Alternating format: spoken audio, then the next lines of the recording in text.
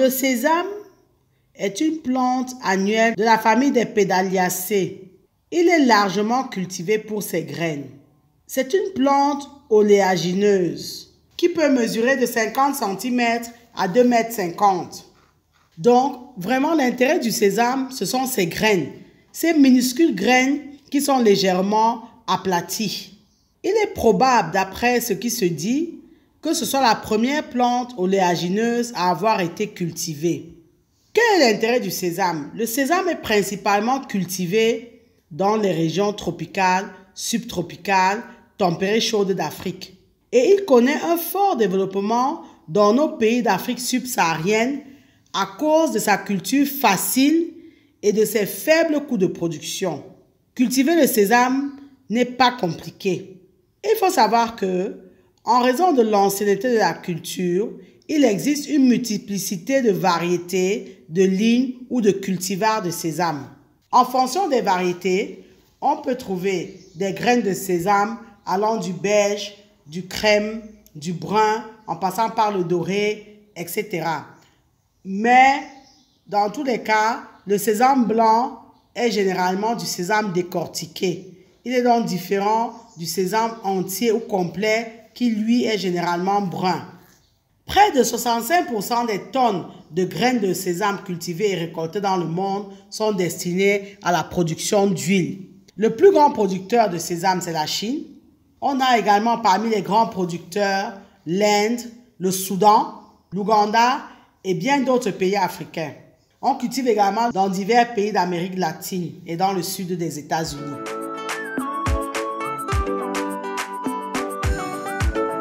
Le sésame est une plante qui est cultivée pour ses graines oléagineuses, on l'a dit. C'est une plante des régions tropicales et subtropicales qui a un cycle de production qui peut varier de 80 à 180 jours. C'est une culture peu exigeante. Le sésame a la capacité de pousser dans des zones où d'autres cultures ne le peuvent pas, en particulier dans des conditions plus chaudes et plus sèches. Donc, c'est une plante qui tolère très bien la sécheresse, et ceci notamment grâce à son grand système racinaire. Les sols limoneux ou acides de pH neutre sont ceux qui conviennent le mieux à la culture du sésame. Il faut savoir que les sols alcalins et sableux ne sont pas indiqués pour la culture du sésame. Les variétés à haut rendement se développent le mieux dans les sols fertiles et bien drainés, qui ont une texture médium et de pH neutre. Mais cependant, ces variétés à haut rendement ont une faible tolérance aux sols qui contiennent énormément de sel ou alors aux sols même qui peuvent être inondés. Dans nos pays d'Afrique de l'Ouest, la culture de sésame dans les zones sèches du Sahel a connu un véritable engouement auprès des agriculteurs où on constate que la production vraiment a connu un véritable envol. Il y a des pays comme au Burkina Faso où la production de sésame a cru de plus de 400%. Même comme le sésame aime la sécheresse ou s'adapte à la sécheresse, il faut savoir que c'est une plante qui a besoin d'une quantité adéquate d'humidité pour sa germination et sa croissance pendant les premiers jours. Donc faites attention à ça. Donc même si la plante peut survivre à la sécheresse ou au contraire à l'excès d'eau, les rendements seront significativement bas dans ces deux conditions. Donc le niveau d'humidité avant la plantation et avant la floraison a une incidence notable et significative sur les rendements que vous allez obtenir. Le sésame est une plante qui a donc une courte durée de son cycle de production. Ceci pour la plupart des variétés. Donc idéalement, vous allez cultiver le sésame en association de culture, soit avec une autre céréale ou une autre légumineuse. Dans ce cas, le semis aura lieu au milieu de la saison des pluies. Le sésame se multiplie par semis. On évalue à peu près à 15 000 à 30 000 semences qui sont traitées par hectare. Vous allez semer en poquet et à 2 à 4 cm de profondeur. Donc, dans nos pays d'Afrique, le semis est effectué après les premières saisons de pluie. Mais on peut également semer plus tardivement si la récolte à maturité doit être faite en saison sèche. Il faut savoir que au cours des premiers stades de la croissance de la plante, Elle est très sensible à la concurrence des mauvaises herbes. Donc, vous devez effectuer donc des sarclages. Ça, c'est vraiment nécessaire. Il faut effectuer des sarclages vraiment de façon régulière, que ce soit à la main ou mécaniquement. Ceci entre les lignes. Par la suite, la culture va bien occuper le sol. Donc, vous pouvez effectuer un premier sarclobinage le plus tôt possible après la levée, donc même 10 jours après le semis. À ce moment-là, vous allez ressemer là où ça n'a pas pris. Si vous avez des poquets où il y a des plantules manquantes, vous ressemez. Et vous pouvez apporter une fumure azotée en couverture entre les lignes. Et vous allez faire un deuxième sarclobinage une quinzaine de jours après. On va observer à peu près 2 plants plus vigoureux par poquet. Et enfin, vous allez faire un dernier sarclage suivi d'un butage à peu près vers le 40 à 45e jour. Il faut savoir que le butage est très bénéfique parce qu'il va permettre une meilleure assimilation de l'engrais. La floraison de votre sésame va débuter 6 semaines à 2 mois après la levée. Et 4 semaines plus tard, vous avez la maturation donc, des capsules. Donc la plupart des variétés, comme on l'a vu, ont un cycle compris entre 80 et 120 jours, bon, ou 100, 140 jours, ça dépend. Donc pour les variétés précoces, le cycle est de 80 à 100 jours. Et pour les variétés un peu tardives, vous allez avoir un cycle de 140 à 180 jours. Le sésame a plusieurs maladies et ennemis qui affectent la production. On a une maladie cryptogamique. Donc, on a des maladies qui vont provoquer des lésions brunes sur les tiges, les feuilles et les capsules. On a des maladies qui vont provoquer des taches foliaires ou alors d'autres qui vont provoquer une défoliation des tiges, d'autres qui vont attaquer et entraîner le dépérissement de la plante. Vous aurez également à lutter contre les maladies bactériennes. Ce sont des maladies qui vont donner donc des taches brunes sur la feuille et la feuille va se nécroser. Vous avez des maladies à virus. Et c'est cette maladie appelée phylodier qui est également appelée balai de sorcière. Bon, maintenant, vous devrez lutter contre les insectes et les nuisibles. Il y a des chenilles défoliatrices. Vous avez des chenilles qui vont détruire le bourgeon terminal. Vous avez les pucerons qui vont piquer les racines. Vous avez les mouches qui vont provoquer les gales et la chute des capsules, les coléoptères, les insectes nuisibles, etc., etc. Donc, vous devrez lutter et protéger la plante contre ces maladies et parasites tout au long de la production. Vous pouvez effectuer un traitement préventif en traitant, par exemple, les semences dès le départ. Vous avez également des traitements curatifs à base d'insecticides. Et vous le faites à la floraison, par exemple, notamment contre les chenilles défoliatrices et contre la mouche des fleurs.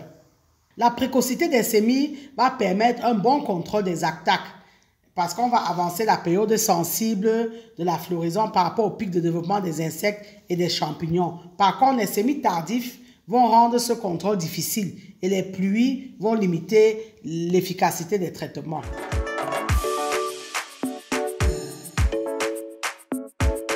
Le sésame se récolte lorsqu'il est à maturité, lorsque les grains sont à maturité. Et quand les grains sont à maturité, vous allez voir que les capsules vont passer du vert au jaune et les feuilles vont commencer à tomber. Les capsules donc, qui contiennent les graines de sésame vont mûrir progressivement du bas vers le haut. Ce qui fait que les capsules les plus jeunes seront au sommet de la tige. Et elles peuvent rester vertes jusqu'en fin de végétation, puisqu'on vous dit que ça mûrit du bas vers le haut. Donc, celles plus haut sont encore jeunes. Donc, on va récolter le sésame lorsque la majorité des capsules sont devenues jaunes et lorsque celles du bas commencent à s'ouvrir. Donc, pour récolter, vous allez couper les tiges au ras du sol en les arrachant. Vous allez les mettre en gerbe, les placer en meule. Donc, vous laissez sécher les tiges de sésame qui contiennent donc les capsules et les graines. Vous allez les laisser sécher pendant environ 8 jours ou moins pour ceux qui ont les bons matériaux de séchage. Et après, vous allez procéder au battage. Lorsque vous allez procéder au battage, donc, les graines vont tomber. Vous allez secouer les bottes donc, sur le sol ou sur des bâches et vous allez avoir les graines qui tombent. Le battage est une étape très importante parce que c'est lors de cette étape-là que vous allez obtenir ou non des graines propres.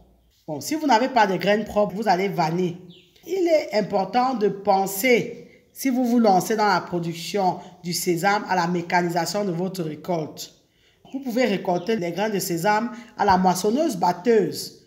En termes de rendement, les rendements varient. Vous savez, comme dans toute culture, les rendements sont liés à beaucoup de choses, sont liés au terrain, sont liés à la variété, au cultivar, etc., etc. Néanmoins, on estime les rendements qui peuvent varier entre 100 et 1500 kg par hectare. Bon, les rendements moyens, on parle de 500 à 800 kg par hectare. La moyenne mondiale étant de 350 kg par hectare. Il est important d'avoir en tête que le tout n'est pas de cultiver le sésame. Il faut penser en amont à comment vous allez récolter le sésame. Ce sont des très petits grains. Les mauvaises conditions de récolte du sésame auront un impact sur sa qualité. Et notamment, comme on vient de le voir, notamment les opérations de battage et même de stockage. Donc ça, c'est très important. Comment vous allez stocker vos grains? Ce sont des très petits grains.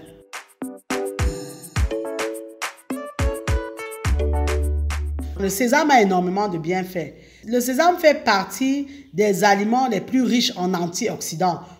Et on l'a déjà vu, hein, les antioxydants ont la capacité de protéger les cellules de notre corps de l'effet néfaste des radicaux libres. Sachant que les radicaux libres sont impliqués dans l'apparition de beaucoup de maladies, notamment les maladies liées au vieillissement, certains cancers, les maladies cardiovasculaires, etc., etc.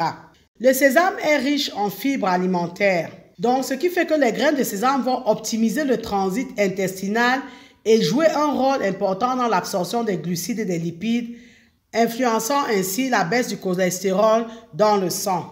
Les graines de sésame sont très riches en acides gras insaturés, en fibres comme on vient de le voir, en vitamines, en minéraux, et ce sont d'excellents compléments alimentaires. On recommande les graines de sésame à des personnes qui font un régime hypocalorique.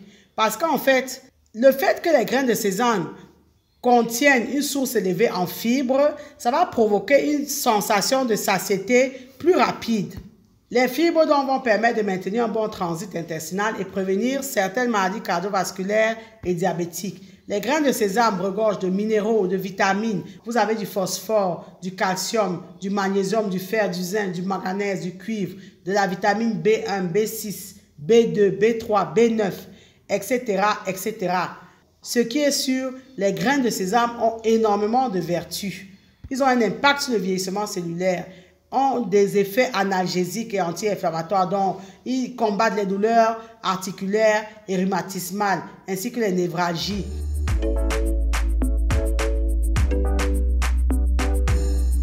Les graines de sésame donc, sont des graines qui peuvent se consommer crues, broyées ou grillées. Et elles sont riches en lipides.